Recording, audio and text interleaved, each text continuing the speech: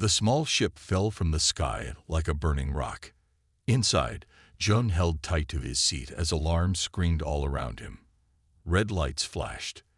The ship shook so hard his teeth rattled. Engine failure. We're going down. He yelled to no one. His 3 crew members lay dead around him, killed when space rocks had hit their ship an hour ago. Jun was the last one alive. He was just a scientist, not a pilot, but he tried to steer the ship toward the blue-green planet below. His hands shook on the controls. The ship cut through the clouds. The ground came up fast. Too fast.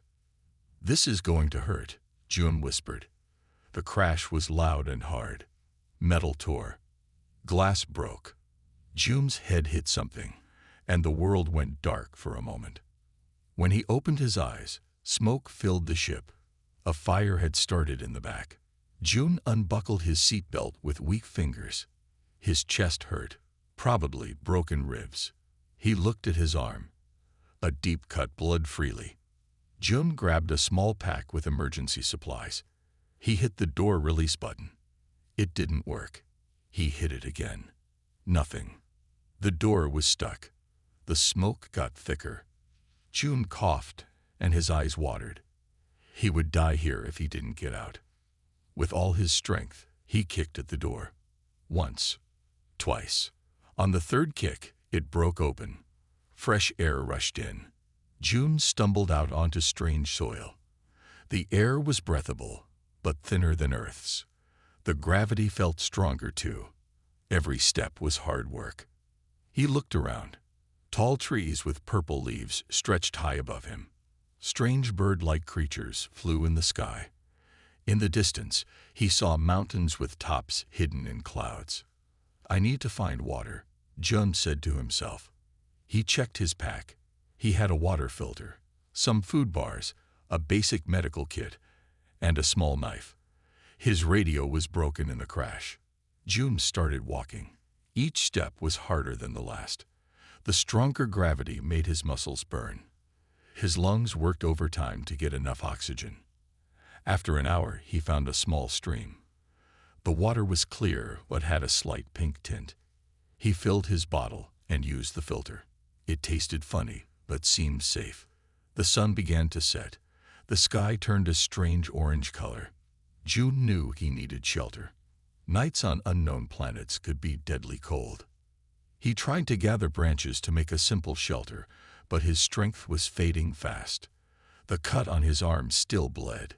His ribs ached with every breath. Just a little longer, he told himself, but his body had other ideas. Jun's vision blurred. The ground seemed to move under his feet. He fell to his knees. The world spun around him. Just before he passed out, he thought he saw something moving in the trees, something tall and graceful, but that couldn't be right. Then darkness took him. Princess Hannah moved silently through the forest. Her hunting trip had been good. 2 large forest creatures hung from her belt. She was heading back to her hidden sanctuary when she heard the crash. Something had fallen from the sky. She should report it. But Jun woke up slowly. His head hurt. His body felt heavy. He was lying on something soft, not the hard ground where he had fallen. He opened his eyes. He was in a room with smooth walls that glowed with a soft blue light.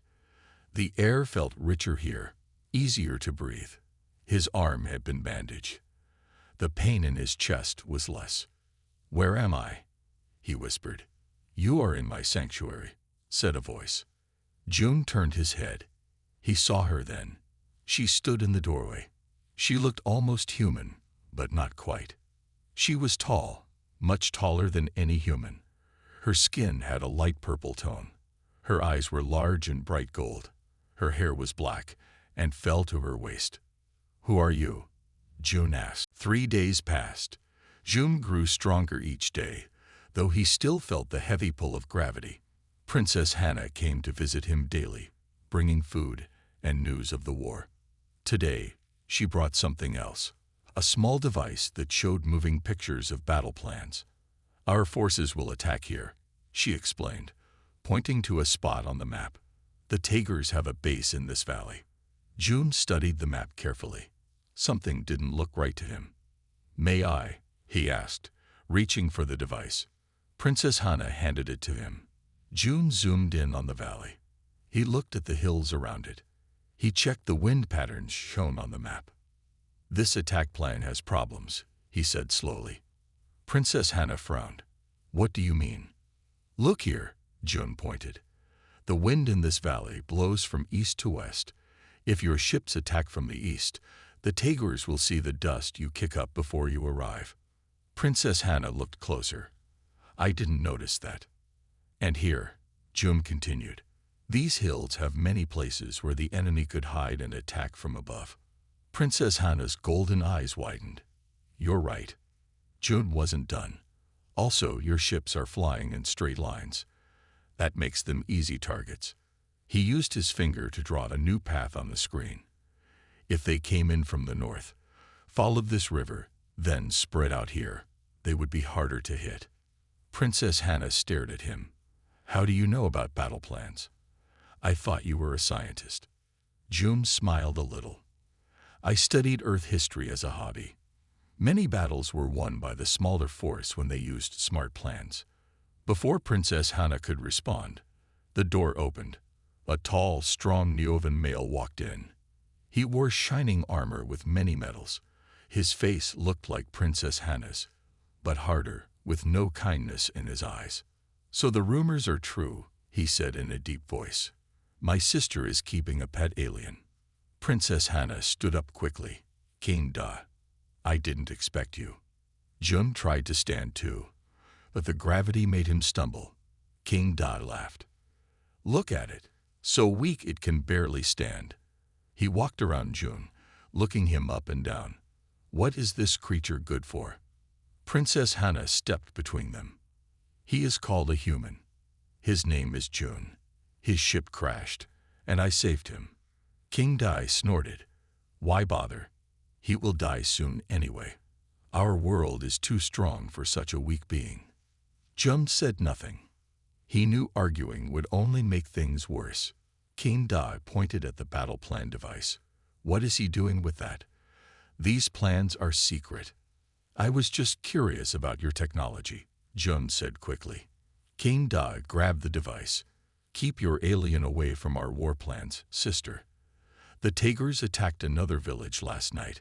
We lost 20 warriors. This is no time for your strange hobbies." He turned to leave, then stopped. "There will be a war council tonight. You should be there instead of playing with this weak thing." After King Dai left, Princess Hana sighed. "I'm sorry. My brother has been angry since our father died." June sat down, tired from standing. "It's okay. He's right that I'm weak here." "But you saw things in those battle plans that none of us saw," Princess Hana said. She looked thoughtful. "Maybe strength isn't everything." That evening, Princess Hana went to the War Council. She left June with food and water, but she also left something else, more battle plans on a small screen. "These are old plans," she told him, "but I want to see what else you notice." All night, Jun studied the battles. He saw patterns. He saw mistakes. He saw why the Neovans were losing ground even though they were stronger. When Princess Hana returned late that night, her face was worried. "The Tigers are planning a big attack," she said, "on a settlement near the river." June looked up from the screen. "Show me where." Princess Hana showed him on a map. June thought hard. "I have an idea," he said finally. "But will anyone listen to a weak human?" Princess Hana smiled. "They won't know it came from you." 2 weeks passed. The Neovans won 3 more battles using June's secret plans. Each time, Princess Hana presented the ideas as her own. Each time, they lost fewer ships and warriors than before. King Dai started to respect his sister more. The warriors listened when she spoke. No one knew that a small, weak human was the real mind behind these victories. One night, Princess Hana took June to a secret room deep in her sanctuary.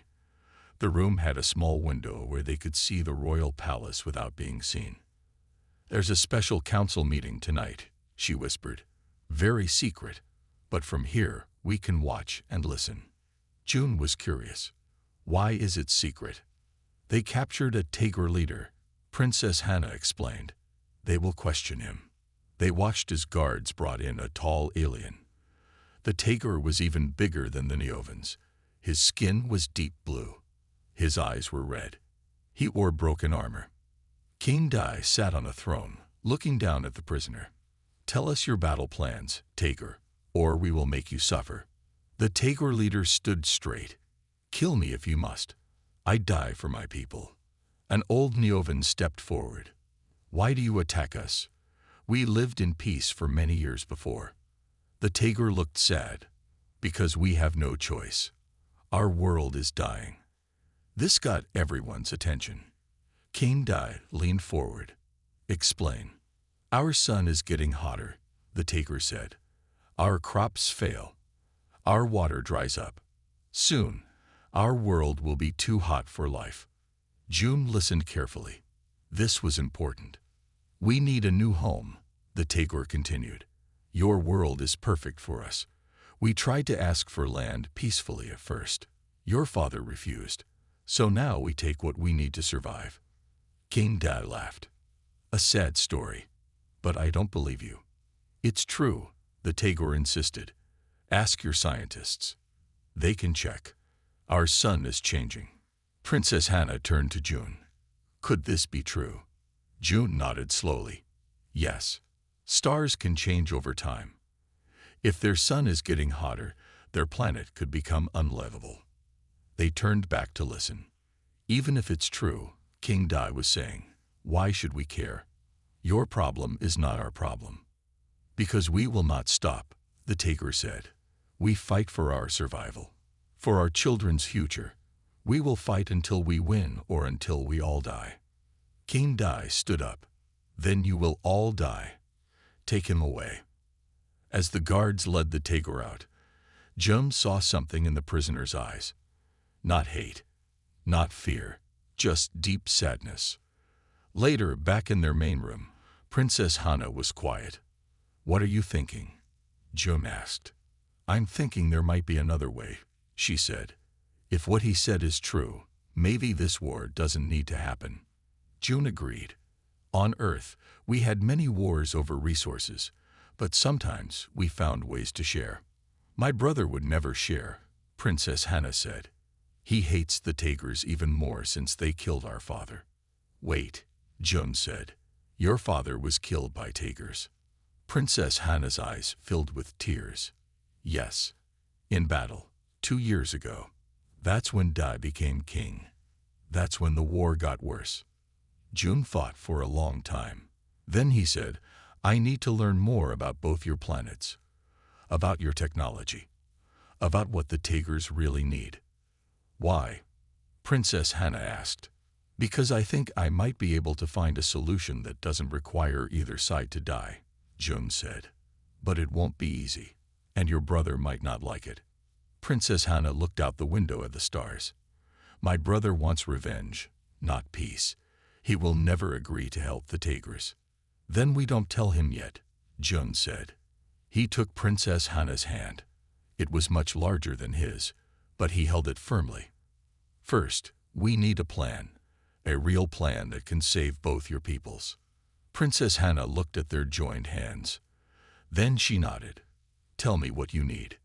Books, data, maps of both planets, and most importantly, a way to talk to that Taygr prisoner without your brother knowing. Princess Hannah's golden eyes widened. That's dangerous. Yes, June agreed. But so is endless war. Princess Hannah managed to get June everything he asked for. Books about Neovan science, maps of both planets, data about the Taygr world and its changing sun. It took 5 days, but she did it. The hardest part was arranging a meeting with the Taygr prisoner. She had to bribe guards and create a fake inspection. But finally, late one night, she brought June to the prison cells deep under the palace. We have 10 minutes, she whispered. No more. The Taygr leader looked up as they approached his cell. His red eyes widened when he saw June. What kind of creature is this? He asked. I'm human, June said. From another world. I need to ask you some questions about your planet." The Tager looked suspicious, but answered June's questions about their world, their sun, their technology. June listened carefully and took notes on a small device. "Is there no part of your world that's still cool enough?" June asked. "The far north," the Tager said.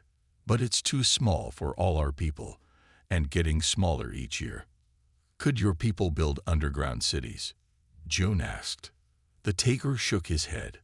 "We tried, but the ground gets too hot too, and we need the sun for our crops." When their time was up, June thanked the prisoner. The Tager looked confused. "Why do you care about our problems, little alien?" he asked.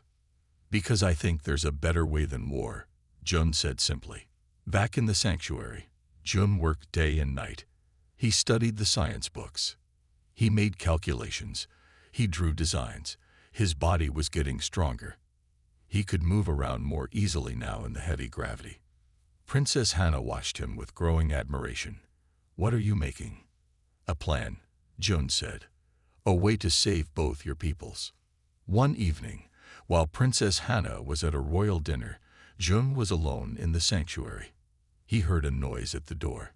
Thinking it was Princess Hannah returning early, he called out, "Did you bring more data?" The door smashed open. King Da stood there with 4 guards. "So," King Da said coldly, "my sister has been hiding more than just an alien pet." June's heart sank. Somehow, King Da had found out about them. The guards searched the room. They found all of June's notes and designs. King Da looked at them with angry eyes.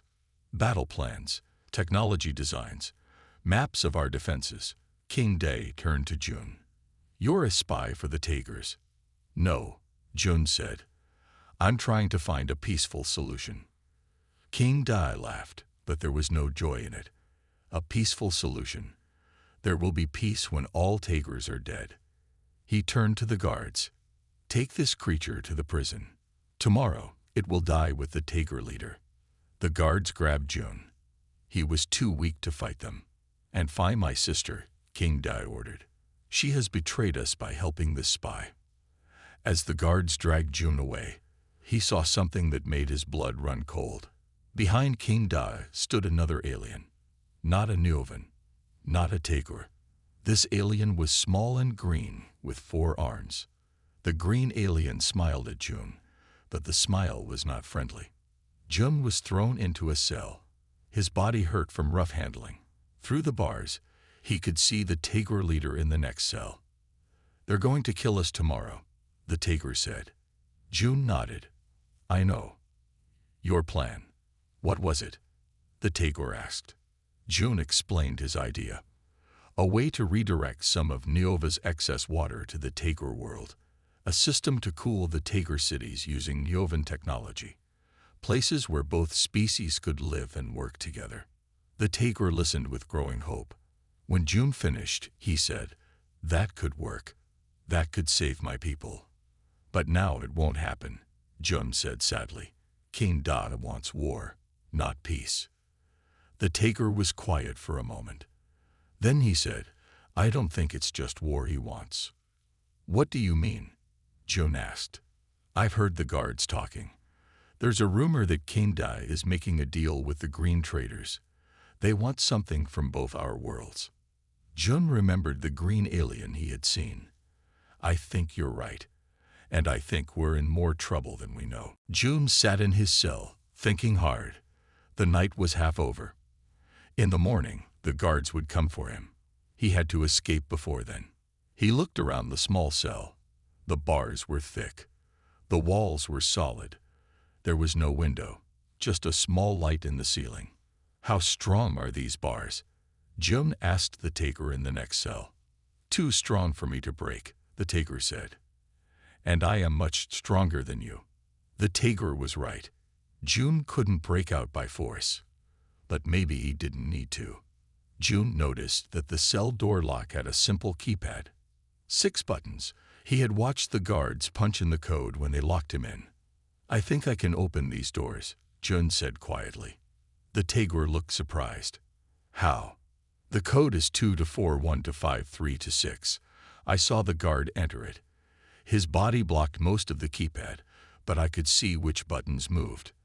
The Tager looked impressed. Your eyes are quick, but we can't reach the keypad from inside. June smiled. Not with our hands. He took off his shoe. It was made of strong earth materials. He held it by the toe and stretched his arm through the bars. The keypad was just at the edge of his reach. Carefully, he tapped the buttons with the heel of his shoe. 2-4-1-5-3-6. Nothing happened. Maybe I got the order wrong, Jun said. He tried again with a different combination. 2-1-4-5-3-6. The lock clicked. The cell door swung open. Jun quickly moved to the Tager's cell and opened it too. What's your name? Jun asked the Tager as they stepped into the hallway. I am Quan, the Tager said, chief war leader of the Eastern tribes. I'm Jun. Now let's find Princess Hannah before they hurt her. They moved quietly through the dark halls. Quan was surprised at how silently Jun could walk. For such a weak creature, he moved like a shadow. They heard guards coming and ducked into a side room. Through a crack in the door, they saw two guards dragging Princess Hannah. Her hands were tied. Her face was bruised. The king wants her in the special cell, one guard said. No one is to speak to her before her trial tomorrow. Jun waited until they passed, then whispered, we need to follow them. Quan nodded. Together, they tracked the guards to a far part of the prison. They watched as Princess Hannah was locked in a small cell at the end of a long hallway. There are too many guards, Quan said. We can't fight them all. Jun looked around. He noticed an air vent near the ceiling. We don't need to fight them, he said. Help me reach that vent. Quan lifted Jun easily. Jun opened the vent cover and crawled inside.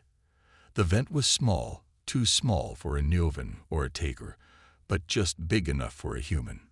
Jun crawled through the dark vent. It was dusty and tight. Finally, he reached a grate that looked down into Princess Hannah's cell. Hannah, he whispered. She looked up, surprised. Jun, how did you get here? No time to explain. Stand back. Jun pushed on the grate. It broke free and fell to the floor. Jun followed, dropping into the cell. Princess Hannah hugged him. I thought they killed you. Not yet, Jun said. He untied her hands. We need to get out of here. Quan is waiting. Quan, the Tager leader? Jun nodded. We're working together now. I'll explain later. They opened the cell using the same trick with the keypad. They found Quan hiding near a corner. We need to get to your sanctuary, Jun told Princess Hannah. I left some important designs there. If we can reach them, I can still stop this war. Princess Hannah led them through secret passages in the palace walls.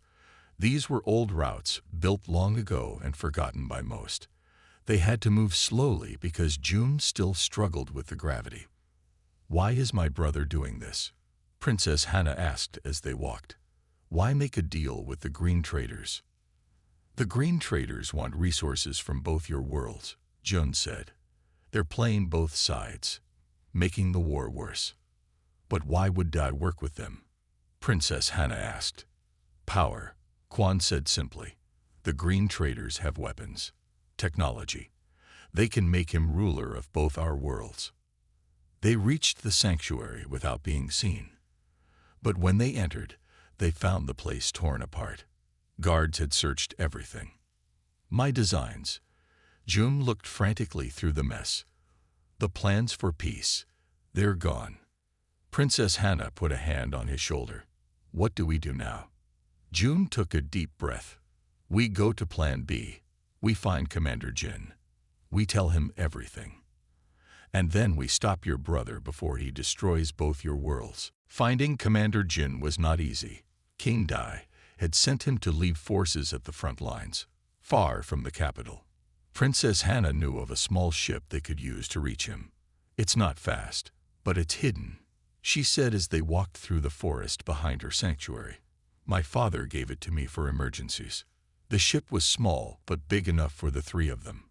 Princess Hannah flew while June and Quan sat behind her. They flew low under the tracking systems, racing toward the battlefront. "Even if we find Commander Jin, will he listen?" Quan asked. "I am his enemy. Jin is loyal to my family, not just to my brother," Princess Hannah said. "He served my father for many years. He believes in honor." June was thinking hard. "I lost my designs, but I remember the key parts. If I can get the right materials, I can rebuild what we need." They flew for 3 hours. Below them, the land changed. Green forests gave way to burned fields. They saw destroyed villages. The signs of war were everywhere. Finally, they reached the battle camp. Neovan warriors moved around, preparing ships and weapons. Princess Hannah landed the ship behind a hill. "I'll go first," she said. "Wait here." She walked into the camp alone. Warriors bowed to her. One ran to get Commander Jin. The old commander looked surprised to see Princess Hannah. "Princess, what are you doing here?" "The king said you were ill." "My brother lied, Commander. I need to speak with you, privately." In Jin's tent, Princess Hannah told him everything. About June, about the Tager's dying world, about King Da's deal with the green traders. Jin listened without speaking. When she finished, Jin said, "These are serious claims against the king." "I can prove it," Princess Hannah said.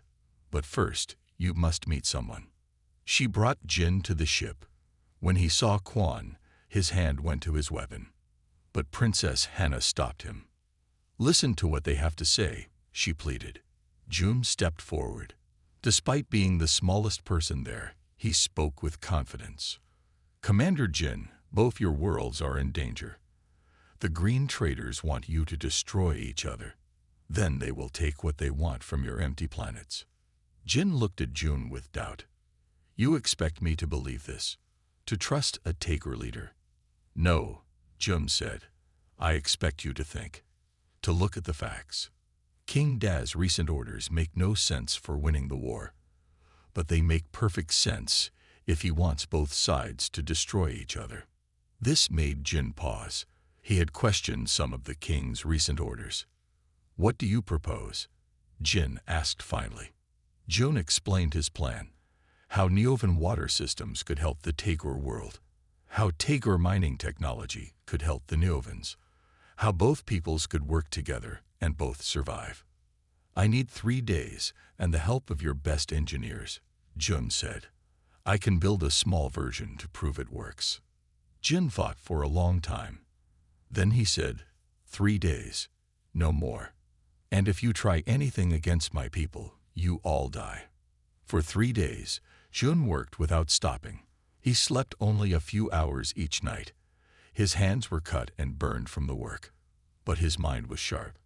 He combined Neovan water pumps with Tager cooling systems.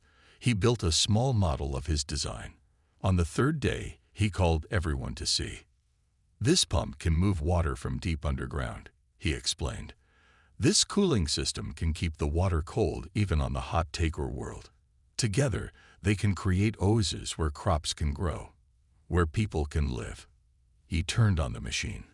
Water flowed through it, coming out cool and clean. Quan touched the water with wonder. "This could save my people." Commander Jin looked impressed despite himself. "But how do we stop the war now? King Da controls our forces. He will not accept peace. That's why we need to expose his deal with the green traders," Princess Hannah said. "Show our people and the Tagers that he betrayed both sides." June nodded. "And I know how to do that. But it will be dangerous. We need to return to the capital, to the heart of the royal palace." "For what?" Jin asked. "To hack into the palace communication system," Jun said with a small smile. "Sometimes, being small and weak has advantages. I can get into places you can't." The royal palace was heavily guarded. King Da had called a special meeting with the green trader leader. All the important Neovan warriors and leaders were ordered to attend. Tager prisoners would be executed as part of the event. "This is perfect timing," Jun said. Everyone will be in one place. Their plan was dangerous but simple.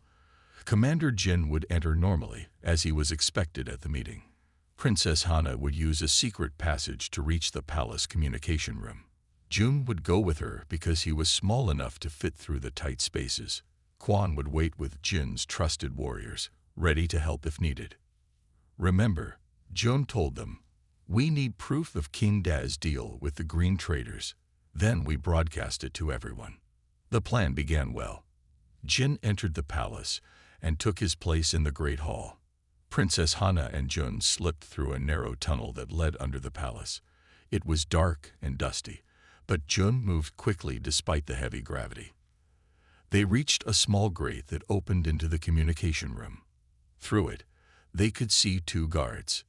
"Wait here," Jun whispered. He took a small device he had built from his pocket.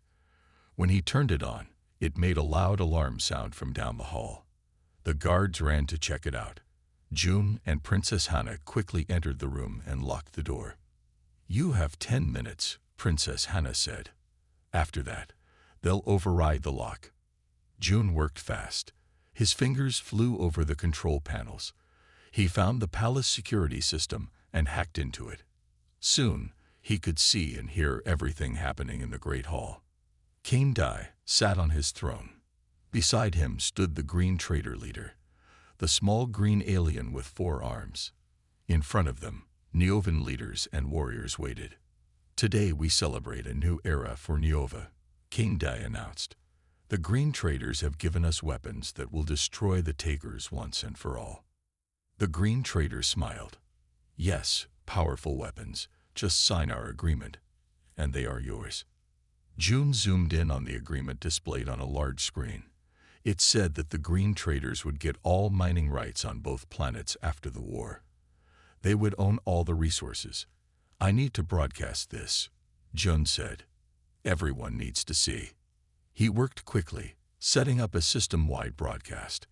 At the same time, he found King Da's private communication records. There he discovered messages between the king and the Green Traders planning the betrayal. "Got it," Jun said, ready to broadcast. Just then, the door began to open.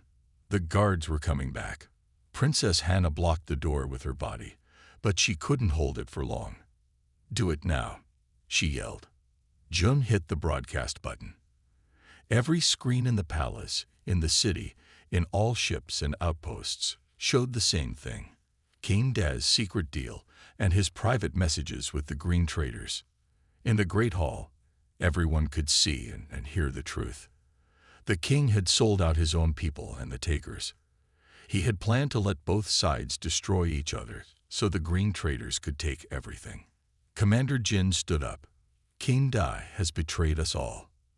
The warriors turned on King Da. The Green Trader tried to escape but was caught. Guards who were loyal to the royal family, not just to the king, seized them both. Princess Hana and Jun ran to the Great Hall. Quan joined them with Jin's warriors. Together, they entered as King Da was being taken away.